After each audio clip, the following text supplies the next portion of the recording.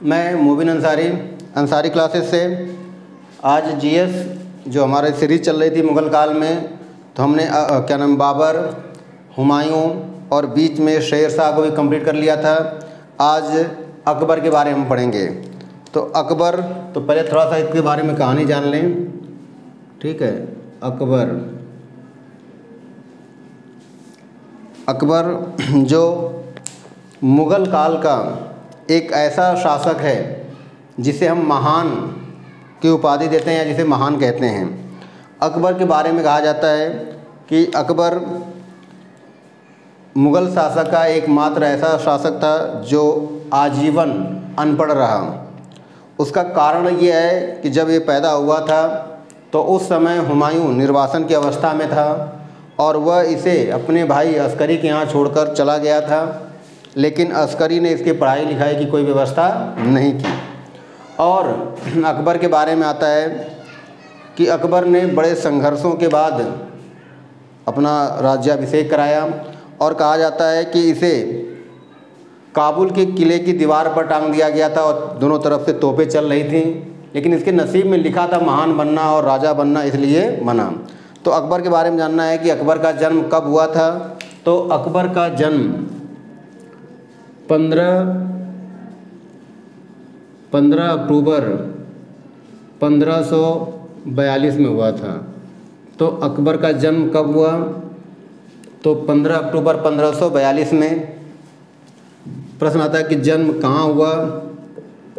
तो अमरकोट के राजा, अमरकोट के शासक, ठीक, राणा वीर साल के महल में, ठीक, वीर साल के महल में हुआ था। ठीक है। तो प्रश्न आ सकता है कि अकबर का जन्म कहाँ हुआ? तो अमरकोट के शासक वीर साल के महल में हुआ था। फिर है कि अकबर के, ठीक, माता पिता, तो पिता का नाम हुमायूं, ठीक, और माता का नाम हमीदा बानो बेगम, हमीदा बानो बेगम, ठीक। और यही याद रखना है कि अकबर की धाय माँ, ठीक है, धाय माँ जो इनका पालन पोषण करती थी, जिनका नाम था माहम अंगा या अनगा, माहम अनगा या अंगा। अब प्रश्न आता है कि अकबर जिस समय हुमायूं की जब मृत्यु हुई, तो हुमायूं की मृत्यु के समय अकबर मात्र कितने साल का था? तो 13.5 साल का था। और हुमायूं की जब मृत्यु हुई उस समय अकबर बैरम खां के साथ कलानौर अभियान पर था। तो याद रखना है कि 14 फरवरी 1556 को कलानौर नामक स्थान पर, जो कहाँ पे है? तो पंजाब में है। तो कलानौर नामक स्थान पर बैरम खान ने अकबर का क्या किया? राज्याभिषेक किया।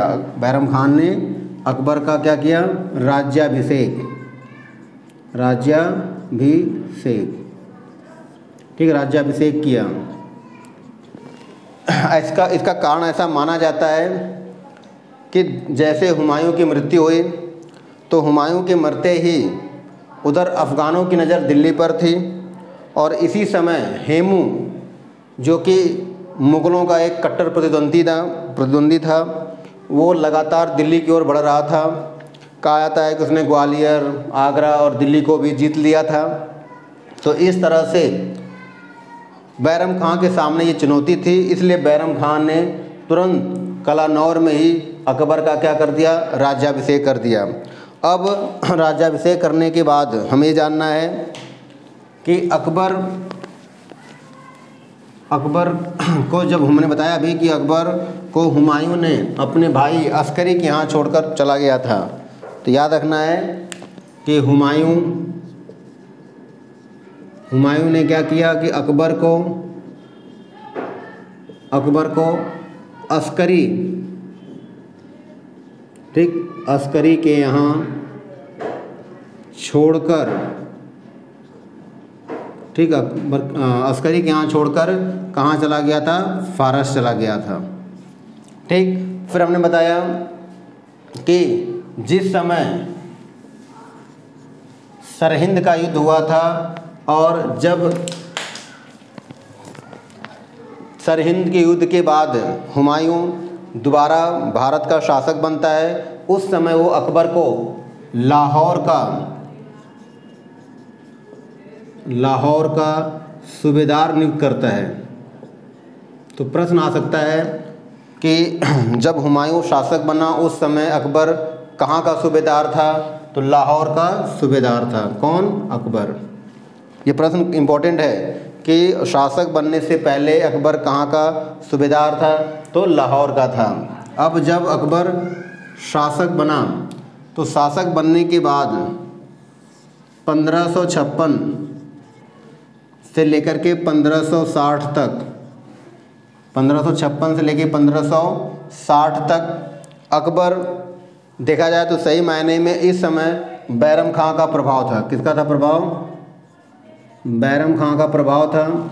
लेकिन 1560 से लेकर के 1562 तक अकबर पर माहम अंगा का प्रभाव था। दोबारा एक बार सुनना है कि 1556 से लेकर के 1560 तक अकबर पर किसका प्रभाव था? तो बैरम खां का था। 1560 से 1562 तक अकबर पर किसका प्रभाव था? महामंगा का प्रभाव था। इसलिए 1560 से 1562 के काल को क्या कहा जाता है? पेटीकोट। ठीक, पेटीकोट शासनकाल या पर्दा शासनकाल। तो प्रश्न आ जाए कि पेटीकोट शासनकाल या पेटीकोट की सरकार कब से कब तक रही? तो 1560 से लेकर के 1562। लेकिन इसी बीच में कहा जाता है कि बैरम खां और अकबर के बीच कुछ बातों को लेकर के मतभेद हुआ और मतभेद का मूल कारण महामंगा, उसकी बेटी जीजी अंगा और आदम खां था। ऐसा कहा जाता है कि महामंगा को ये लगा कि जब अकबर का झुकाव किसकी तरफ है? बैरम खां की तरफ है। तब उसने कूटनीति का प्रयोग करके और अपनी पुत्री के माध्यम से अकबर को अपनी ओर आकर्षित कर लिया, अर्थात अपनी ओर कर लिया। और इसको देख करके बैरम खां काफ़ी क्रोधित हुआ और बैरम खां ने क्या कर दिया? विद्रोह कर दिया। जब बैरम खां विद्रोह कर दिया तो कहा जाता है कि बैरम खां को गिरफ्तार करने के लिए अकबर ने एक अभियान भेजा और उस अभियान में बैरम खां का जो विरोधी था उसको भेजा गया था। इस बात को लेकर के बैरम खां बहुत ही क्रोधित हो गया। यद्यपि तलवाड़ा के युद्ध में बैरम खां पराजित हुआ और उसको गिरफ्तार कर अकबर के समक्ष लाया गया। तब अकबर ने बैरम खां के समक्ष 2 प्रस्ताव रखे। कुछ किताबों में आता है 3 प्रस्ताव रखे। क्या प्रस्ताव रखा? कि आप या तो चंदेरी की जागीर ले लें और वहीं पर रहें, या आप मक्का चले जाएं। और कुछ जगह मिलता है कि कहा कि ठीक है, आप प्रशासन में अगर पद चाहते हैं तो केवल एक नाम का पद रहेगा और कोई काम नहीं रहेगा।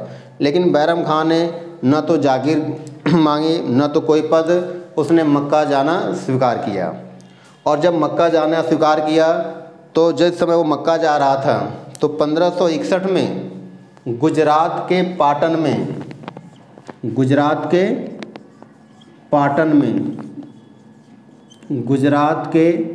पाटन में मुबारक खान के द्वारा बैरम खां की हत्या कर दी गई। तो प्रश्न आ सकता है कि बैरम खां की हत्या कब हुई और कहाँ हुई? तो 1561 में हुई थी। जनवरी 1561 में बैरम खां की हत्या कर दी गई। कहाँ पे? गुजरात के पाटन में। किसके द्वारा? मुबारक खान के द्वारा। इस बात जब ये जानकारी अकबर को मिली तो कहा जाता है अकबर फूट कर रोया। मतलब इतना रोया क्योंकि उससे बहुत ज़्यादा सदमा लगा। वो बैरम खां को खान बाबा के नाम से बुलाता था और उनको खाना की उपाधि भी प्रदान किया था। तो इस तरह से अकबर का जो जीवन काल था वह इस तरह कठिनाइयों से रहा। अब उसके बाद हमें ये जानना है कि अकबर किस तरह से अभियान करता है, किस तरह से अपने शासन व्यवस्था को आगे बढ़ाता है, और उसके अभियानों को हम 3 भागों में बांटते हैं। उस समय उत्तर का अभियान, दक्षिण का अभियान, पश्चिम उत्तर का अभियान। तो अभियान हम नेक्स्ट पार्ट में पढ़ेंगे। अगर ये वीडियो पसंद आई हो तो लाइक करें, शेयर करें, सब्सक्राइब करें। Thank you.